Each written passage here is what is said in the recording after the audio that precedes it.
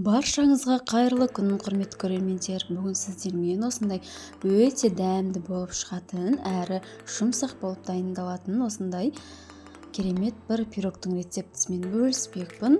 Құрметті көрермендер, видео ұнаса соңына дейін көріп, міндетті түрде лайк басып, комментарий қалдырып, менің каналыма тіркелуді ұмытпаңыздар.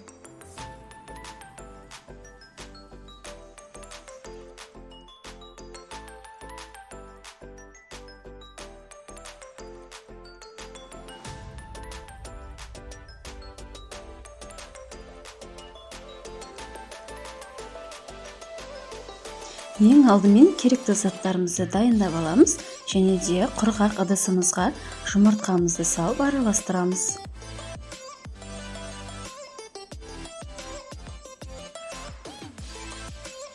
Жұмыртқамыздың үстінен шекерімізді аз-аздан сала отырып, ерігенше араластырамыз.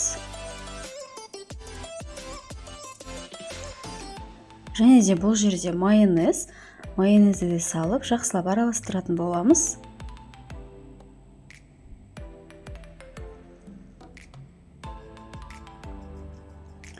Қаласаңыздар, миксермен араластырсаңыздар да болады. Негізінде осылай венчикпен-ақ жасай берсеңіздер болады. Майды да құйып, осылай жақсылап араластырып алатын боламыз. Және де құрғақ қоспаларымызды дайындайтын боламыз. Ол үшін осылай ұнымызға расырхителімізді араластырып аламыз.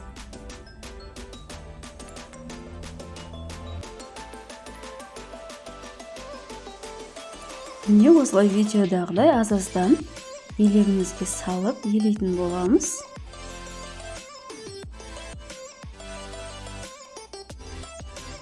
Осылай тез араластырып жіберсеңіз, ешқандай түйіршік болып қалмайтын болады.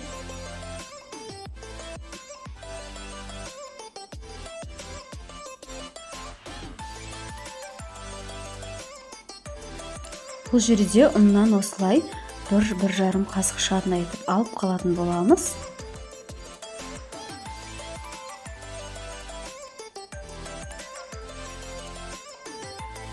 Не үшін екенін қазір видеоның барысында көретін боласыздар.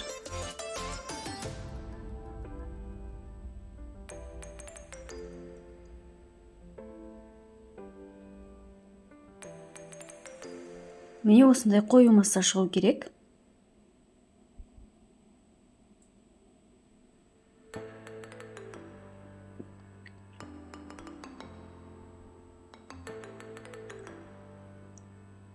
Осы массамызды енді 3 бөлікке бөліп аламыз.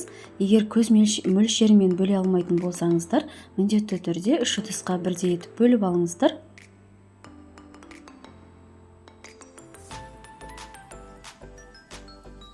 Үлкен ыдыстағымызға осы қалған ұнымызды және макымызды салып араластыратын боламыз.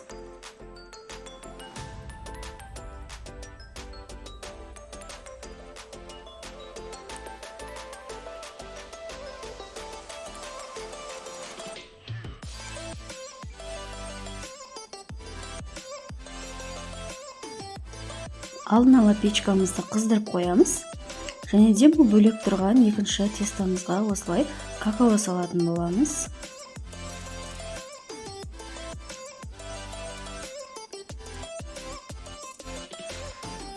Оны да осылай жақсылап араластырамыз. Екі масса бірдей теңесу үшін осылай какао салған кезде екінші ыдыстағы қамырымызға, тестамызға осылай жаңағыдай какаомен бірдей етіп ұн салып жіберетін боламыз.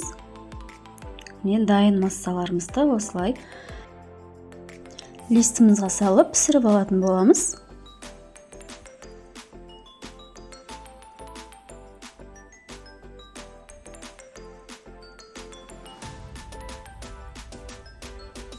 Қалаған формаңызда пісірсеңіздер болады.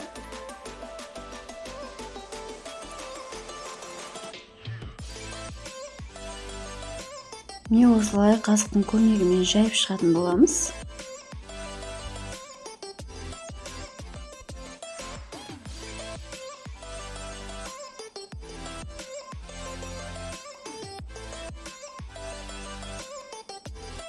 Қызып тұрған печкада 150-160 градуста 5-7 минут аралығында пісіріп аламыз.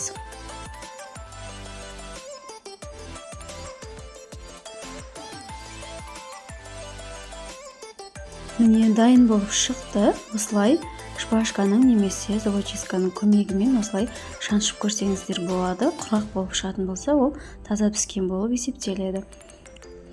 Міне осылай қалған осы бөліктерге бөліп, қалған пирогтарымызды да осылай пісіріп алатын боламыз.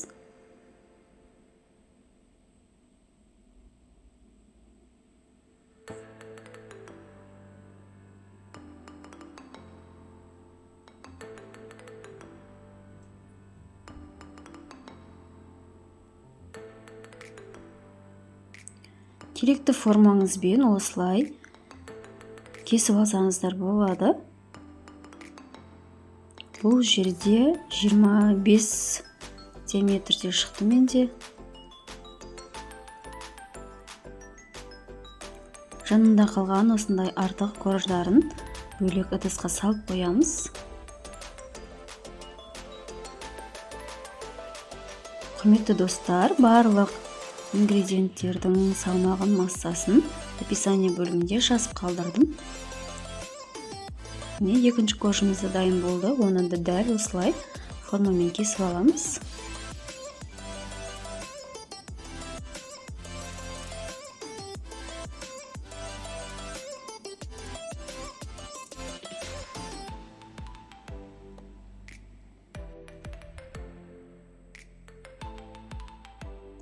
Міне осылай корждарымызды суығанша қойып қоятын боламыз.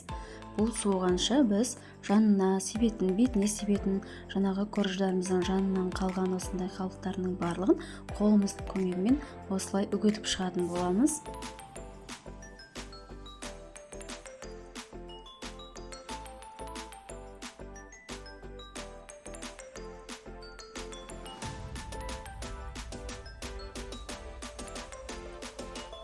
Міне үгітіп дайындап болдық. Ендігі кезекте бізде кремін дайындайтын боламыз.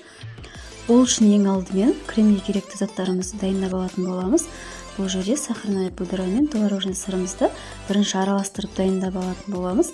Және де сливкидің үстінен салып, тағы да араластырамыз. Қоюланғанша, әдемі қою крем болып шыққанша араластыратын боламыз. Құрметті достар, егер бұндай сливки қолданбаймын десеңіздер, сүттен заварной крем жасап қолдансаңыздар да болады. Онымен де өте дәмі әрі керемет болып шығатын болады. Және осылай дайын болған кремімізбен корждарымызды жинайтын боламыз.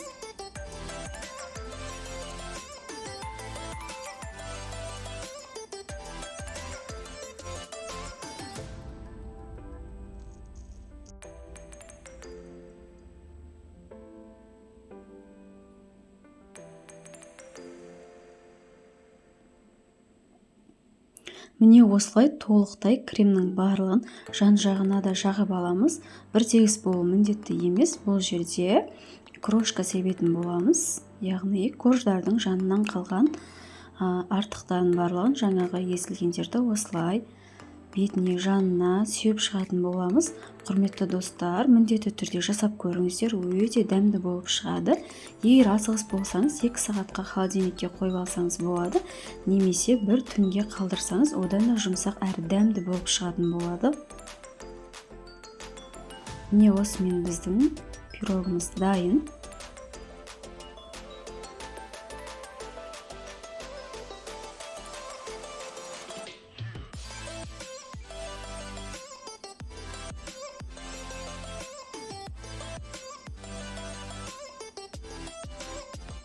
Міне көріп тұрғандарыңыздай әдемі, биік болып шықты. Дәмі де өте керемет. Баршаңызға ас болсын.